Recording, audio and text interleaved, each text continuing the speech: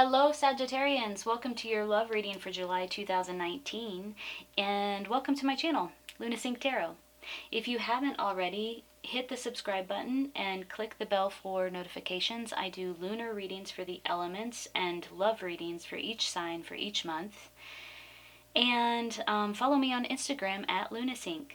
Alright, so I've already shuffled your cards. Let's sync up. In the position of you, we pulled two cards. Two cards fell out.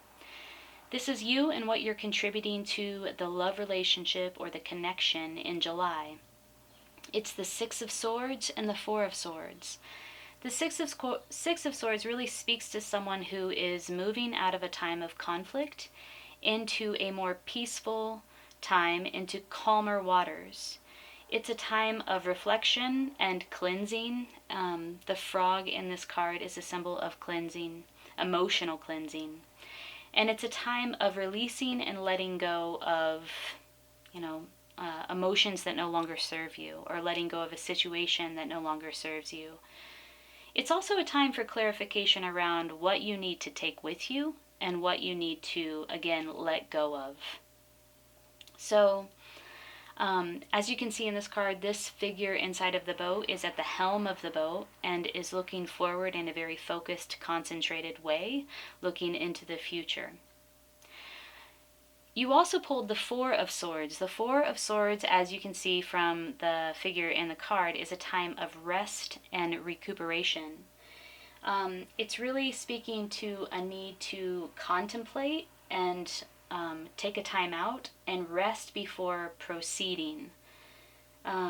There's a need to restore your energy and heal in some way and refresh your perspective, refresh your focus, refresh your concentration so that you can bring all of that to your next challenge. It might be a bit of a challenge for you, but this card does challenge you to stay silent and to stay inactive, again, to rest and to clear your mind. Be somewhat solitudinal and gather your thoughts and your feelings and, again, gain a new perspective. Create the space where you can gain a new perspective. In the position of the other, the person that you're thinking about in July, either your partner, your wife, your husband, even just somebody that might be on your mind, is the Death card. It is a major arcana card, and it speaks to deep, significant change, transition, transformation. It's the end of something. It can be the end of something in this person's life or inside of the relationship. It's a need to let go of the past or let go of something that's no longer serving you. Sometimes it's a shift in your identity, a person's identity. Ultimately, the Death card is not a card to be afraid of. It just speaks to major change. It can be sometimes sudden and unexpected. And it speaks to, ultimately it's a positive cleansing transformational force. Again, we have cleansing. I feel like that's going on for both of you in July, this sort of cleansing of energy. And a clearing away of sort of like limiting beliefs, limiting forces, something that has limited your relationship in some way. The Death card can also speak of like a letting go of unhealthy attachments, habits, addictions, patterns of behavior that are unhealthy that no longer serve you. So really this is the energy that the person that you're thinking about in July is bringing to the table for your love relationship or for your connection in July. And then in the position of the combined energies, we have the Empress in reverse. This is a card that speaks to a creative block. It's a card that speaks to not being able to bring something to its full potential, or something something fails to reach its full potential, right? Because the Empress card is all about nurturing something to its fullest potential. So there's a lack of that energy here in the combined energies. The Empress in reverse can also speak to like dependence or placing too much emphasis on the emotions of another person, or um, codependence, neglecting your own needs, your own emotional needs, in favor of placing a lot of focus on another. Um, there's a need when the Empress in reverse comes up to make self love and self care a priority. So there's a need to shift that focus, um, that sort of excessive focus on somebody else, to more of a focus on yourself, and a need to take care of your own energy, to nurture yourself, to take some time out for yourself. Again, taking time out. And then finally, in what needs to be understood and what needs to be integrated is the strength card. So I should point out that we have 3 major arcana cards here, which does speak to like a deeper, significant change. There are sort of universal forces at play inside of this love connection in July. So the strength card in the outcome position really speaks to inner strength. As you can see in this card, she has tamed her sort of primal instincts. So if you're feeling sort of those base emotions, or those primal emotions like anger and guilt and shame and grief and sorrow, sometimes if you are not in control of those emotions, they can come out sideways, right? The strength, the inner strength card speaks to having control of those primal instincts, or those primal emotions, and channeling them in very constructive ways. So I do think that having this card in the outcome is very positive, because this does look like difficult energy to navigate. It looks like something's up, something big is up, something is ending, some major transformation is happening. There's a need for cleansing. There's a need for rest and recuperation to gain a new perspective. There's a need to focus on yourself in order to care for yourself and move forward in a more positive way. And I do think that with the upright strength card in the outcome, that you will be able to do that in a very, like, I don't know, mature way, in a very successful way, in a way that is serves your greatest good, that is for your highest good. So let me get a drink of water. My mouth is so dry. Let's clarify some of these cards. And I think I want to clarify with the medicine cards by Samson Carson, because this does look like a little bit of a more challenging reading. Possibly a challenging time for you and your love interest, your love connection, your partner in the month of July. So I'd like to get a card to support you during this time. So we have Raven, which is about magic. Let's read about Raven. See what kind of message pops up and see if it resonates with you and provides some sort of support for you. Throughout time, Raven has carried the medicine of magic.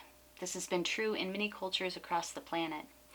It is sacred, in the medicine ways, to honor Raven as the bringer of magic. If the magic is bad medicine, the carrier may be honored out of fear rather than out of respect. Those who fear Raven may do so because they've been dabbling in areas in which they had no knowledge, and a spell may have backfired on them. Rather than analyzing the dark side of sorcery, realize that you will fear Raven only if you need to learn about your inner fears or self-created demons. Raven magic is a powerful medicine that can give you the courage to enter the darkness of the void, which is the home of all that is not yet in form. Ooh, the void. The void is called the Great Mystery. Great Mystery existed before all other things came into being. Great Spirit lives inside the void and emerged from the Great Mystery. Raven is the messenger of the void. So the void is very similar to this death card energy, which is transformation, letting go, significant change, potential. If Raven appears in your spread, you're about to experience a change in consciousness. This may involve walking inside the great mystery on another path at the edge of time. It would portend a signal brought by the Raven that says, you've earned the right to see and experience a little more of life's magic. Raven's color is the color of the void, the black hole in space that holds all the energy of the creative source. In Native teachings, the color black means many things, but it does not mean evil. Black can mean the seeking of answers, the void, or the road of the spiritual or non-physical. The blue-black of Raven contains an iridescence that speaks of the magic of darkness and a changeability of form and shape that brings an awakening in the process. Yeah, I really feel like you're being called here in the position of the Six of Swords and the Four of Swords to create a container or a space for yourself, to cleanse your energy, to rest, recuperate, and to gain a new perspective, to create a time and a space in order to gather your thoughts and your feelings in order to experience this shift in consciousness. Let's see. If you've chosen Raven, magic is in the air. Do not try to figure it out. You can't. It is the power of the unknown at work, and something special is about to happen. The deeper mystery, however, is how you will respond to the sparkling synchronicity of this alchemical moment. Will you recognize it and use it to further enhance your growth? Can you accept it as a gift from the Great Spirit? Or will you limit the power of the great mystery by explaining it away? Yeah. There's a need for you to be ultimately receptive. Don't analyze this right now. Get quiet, get solitudinal, rest, rejuvenate, be ultimately receptive. Something is happening here, some great shift, some great transformation, some significant change. Put the focus back on yourself and make sure that you're channeling these primal instincts, these emotions, these fears that might be surfacing in a way that's constructive and serves you and serves your greatest good. There could be an unblocking of creative energy that needs to happen in order to channel these emotions constructively during this time. Ultimately, it looks like you got some challenging times ahead of you, but it also seems like you have the ability to navigate it all with great inner strength, so that's quite beautiful. Let's pull a Crystal Healing Wisdom Oracle card for you as well. We've got some time. Just a little crystal totem for you as you move through July and move through these energies in July.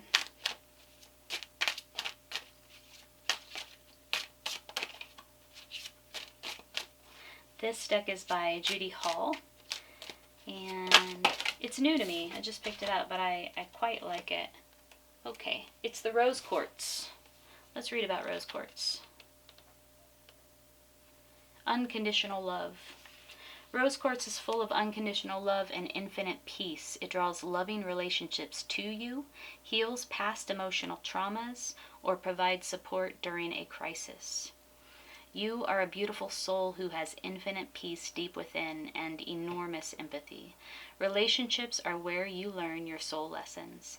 Heal heartbreak or abuse and dissolve toxic emotions and pain that prevent you from giving and receiving love. You have power to love unconditionally and to support others. Forgive yourself. Love and beauty approach. Loneliness is at an end.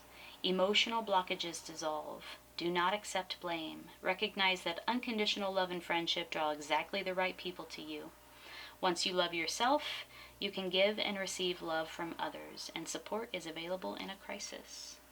The frequency is medium to high, depending on the clarity of the stone. The chakra is heart. The timing is Taurus. The soul path is radiating unconditional love. That's beautiful. I love rose quartz. I have a few of those pieces around my house right now. And it wouldn't be a bad idea to pick up a piece of rose quartz and put it somewhere that is significant to you, either in your bedroom or wear it on your person. I have a piece in my office. It might just help you and remind, even if it just reminds you of the qualities that you're seeking to embody now, or the characteristics that you'd like to bring to the table in order to navigate this time in July. Sagittarians, I'm wishing you the best. I hope you have a beautiful July. I know you have it within you to overcome this challenge and this obstacle. And if you like this reading, please hit the like button. Have a beautiful summer. I am wishing you the best.